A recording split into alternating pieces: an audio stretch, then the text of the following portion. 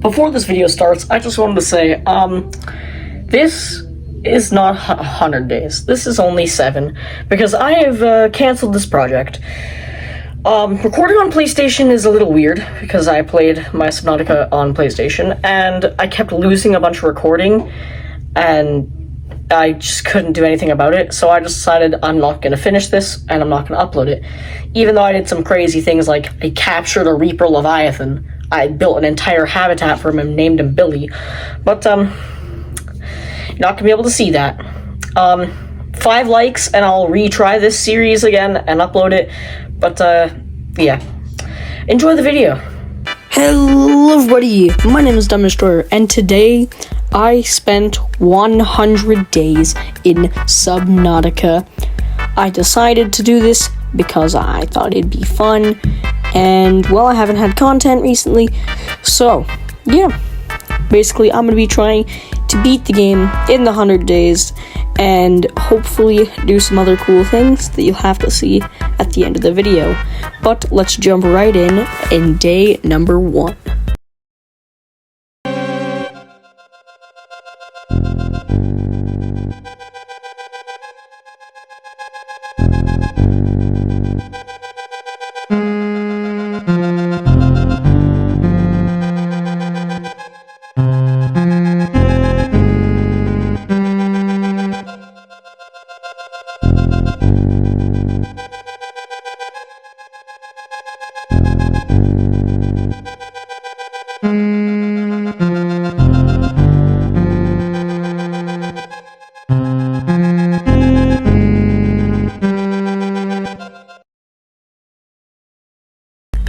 After I awaken from this very, very long nap, we wake up to see that our life pod is burning. So immediately, I jump out of the chair, grab the fire extinguisher, and proceed to put out the fire.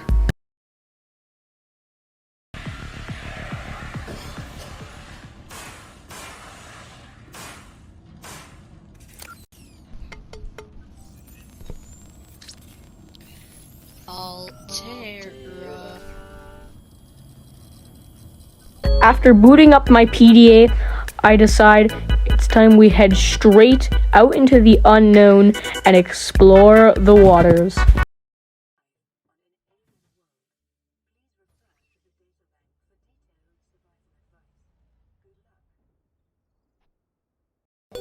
For day 1, I did the usual things.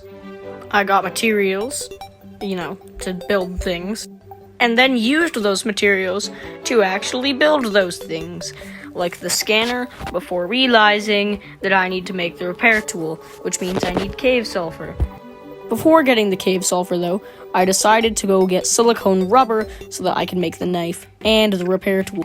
Before reaching there, however, I managed to find a box that had a sea glide fragment in it, and then, went to go get the silicone rubber. While in the creep vine forest, I actually managed to kind of scare myself a little bit. I went to scan the mobile vehicle bay fragment before almost drowning, and when I mean almost, I mean really close to drowning, but lived.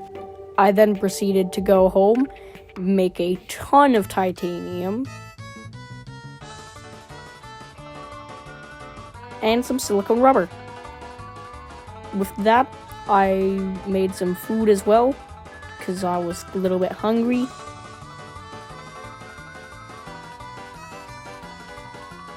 Made the oxygen tank and some fins.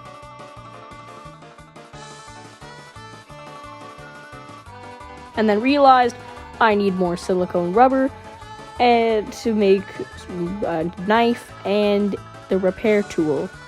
I then made the survival knife and proceeded to head out into the unknown to get some cave sulfur and more silicone rubber.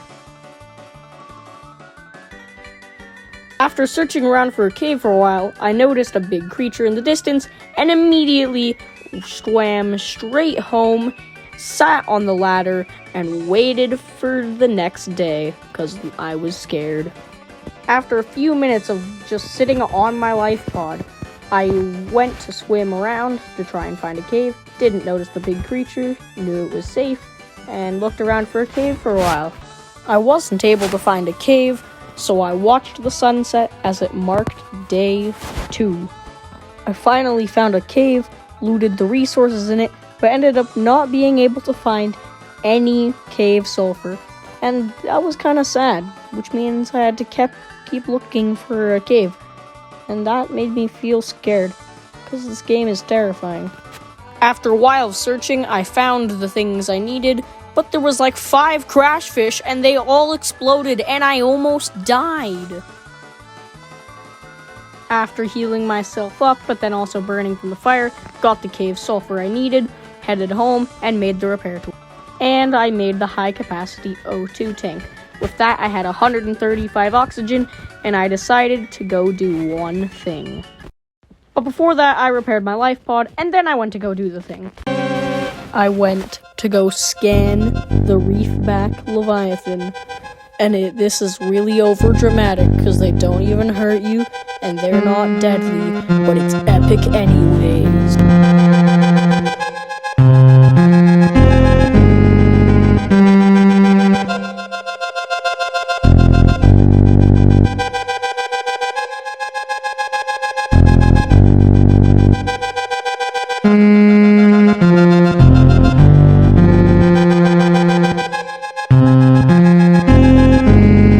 For the rest of day 2, I found the sea moth fragments and scanner room fragments, and a sand shark kind of scared me. So I then ran home, again, because I didn't want to die. After going home and organizing my loot and everything, I went to a wreck actually, which was pretty cool. And I looted the whole thing, and I ended up finding a battery cell part, which was pretty cool. And now it is officially day 3. But I'm kind of just going to skip over this day because nothing really happened. All I did is I made the grav trap and I learned about Life Pod 3. And that was really it that happened for day 3. So, yeah. Now we are at the night of day 3, but in an entirely different world. Because, well, I'm kind of stupid and I accidentally set the world in survival, so I had to set it in hardcore and do everything all over again. First of all, can we just talk about how to make good water? You literally just make bleach, and that's the only ingredient, meaning you're just drinking bleach. For day 4, I decided to go hit up the Life Pod 17, get the scanner room so I can make finding things more easy for my base, which I haven't built yet, by the way. And then, after 6 minutes of swimming home, I got a message from Sunbeam, well, my second one. The other one kind of got lost from corrupted footage, but yeah. I didn't know. We're now en route to your location. We're gonna bring you home. Sunbeam out. What else can I say? The only time I parked a rig this big on a rock that small was in VR. At the beginning of day 6, I found some Cyclops parts, and the modification station. And I was starting to hear some roars. After that, I went to Life Pod 3 to get the compass. Leviathan. And I was getting stuff for the mobile vehicle bay. The Aurora decided to explode, so that was kind of my sea moth. And a wreck that had nothing useful in it, so I just got all the titanium I could from it. When I got home, I got a very important message. For day 5, I made the mobile vehicle bay. For day 5, I built a sea moth, but the building of it is corrupted, so here's what you got. I also built the scanner room, and extended my base, and made it a little bit bigger.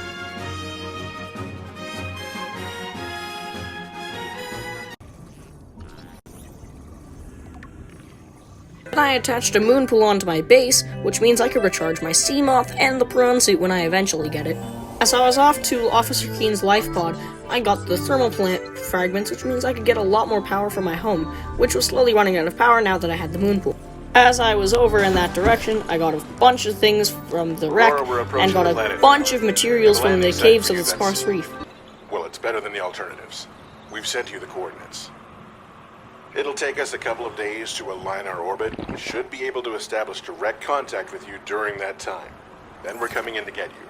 Cross your fingers, the weather holds. Don't leave us waiting. Sunbeam out.